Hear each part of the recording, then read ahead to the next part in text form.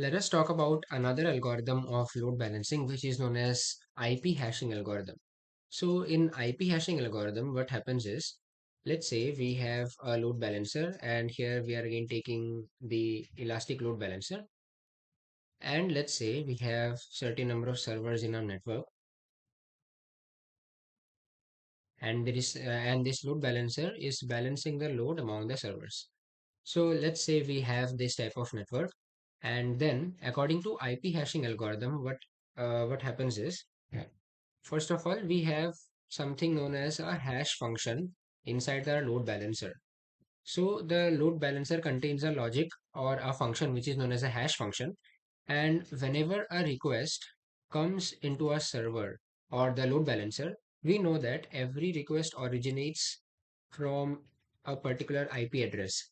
So every request has a particular source IP address, right? So whenever a request from a particular IP address comes into our load balancer, it the hash function calculates or puts in a formula and calculates a particular thing which is known as a hash number or simply a hash for every request. So every request which comes into our load balancer, they get allocated a particular hash number, and according to the range of the hash number, they get allocated to the particular servers in our network.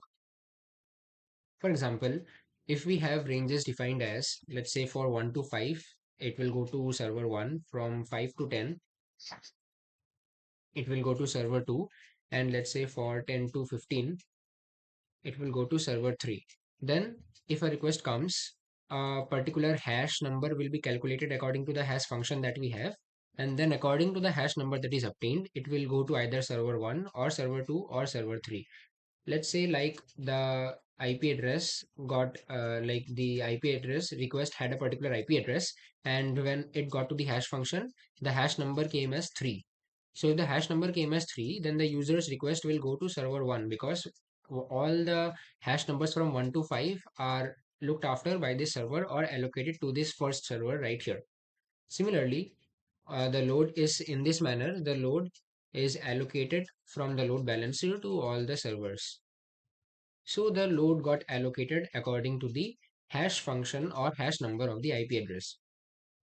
Now, of course, it has its own demerits and merits, and it is a very old algorithm and is not used nowadays because of the major drawbacks that it has. So let's discuss about the drawbacks that it has.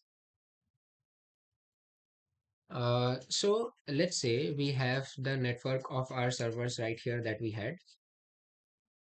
So if we have a network like this, let's say certain number of requests are coming from IP addresses particularly, but we know that there are something called IP address groups, like where a particular network shares a common type of IP address.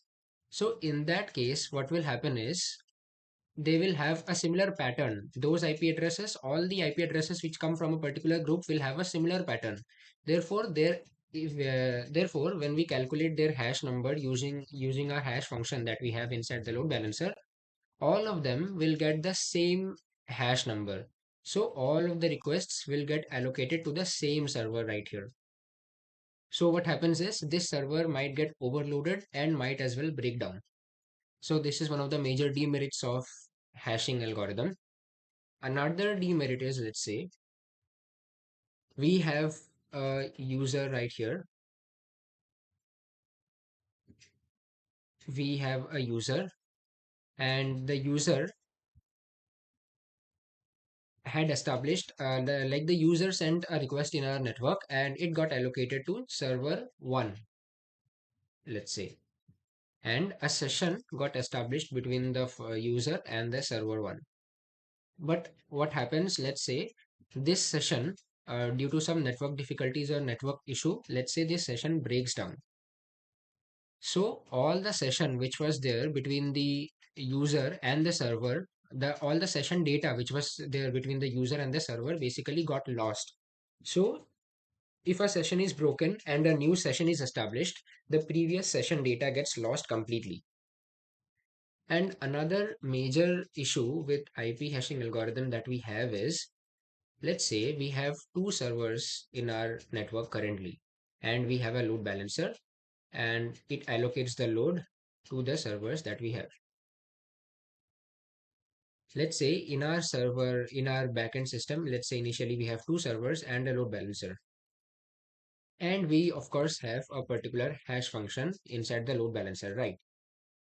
So let's say we have a hash function of something of the pattern like IP modulo n. Here IP is the IP address. Here IP is the IP address of the request that is coming, and n is the number of servers in our network. So IP is the number of is the IP address of the request, and n is the number of servers. And in a particular configuration here, we can see that we have two servers, right? So this n term generally remains fixed. So let's say for this configuration, we have the hash function of IP modulo 2. But the major issue is, let's say we need to scale up our server. We need to horizontally scale up our system. So we increase the number of servers from 2 to 3. Now what happens is, when we scale up our servers, number of servers from 2 to 3, initially our hash function was IP modulo 2. But now this won't work because we have three servers in our network. So we must update the hash function as well.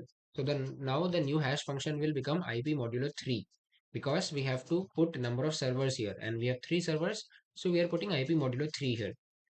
So the major demerit is that whenever we scale up or scale down our number of servers, we have to constantly change or upgrade or update our hash function that we have inside the load balancer.